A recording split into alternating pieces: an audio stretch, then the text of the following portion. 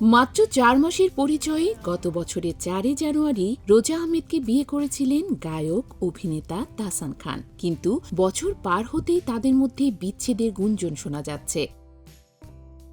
জানা গেছে বিয়ের মাত্র কয়েক মাসের মধ্যেই রোজা ও তাহসান আলাদা হয়ে গেছেন। গত জুলাই থেকেই তারা একসঙ্গে থাকছেন না, চূড়ান্ত বিচ্ছেদের পথে হাঁটছেন তারা। শনিবার বিকেলে গণমাধ্যমকে তাহসান বলেন, বেশ কয়েক মাস ধরে আমরা একসঙ্গে থাকছি না। এর বেশি বলার জন্য এটা যথোপযুক্ত সময় নয়, তবে যে গুজব ছড়িয়েছে তা সত্য।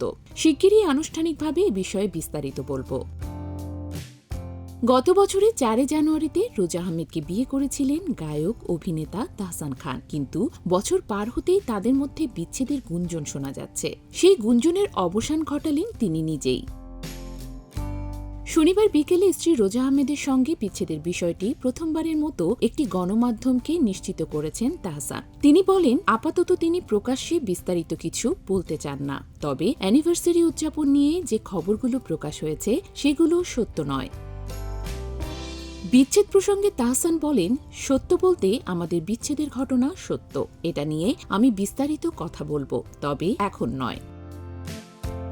কবে এবং কেন এমন সিদ্ধান্ত, এ প্রশ্নে তিনি জানান, বিষয়টি অনেক বড় এবং সবকিছু চূড়ান্ত হলেই তিনি বিস্তারিত জানাবেন। তারা বেশ কিছুদিন ধরেই আলাদা আছেন। তার ভাষায়, গত বছরের সেপ্টেম্বর মাসে আমি অস্ট্রেলিয়া ট্যুরে আসি। সে ট্যুরের আগেই আমরা আলাদা থাকার সিদ্ধান্ত নিয়েছিলাম। সেই সময় থেকে আমি ফেসবুক ও গান থেকে অনেকটাই দূরে রয়েছি।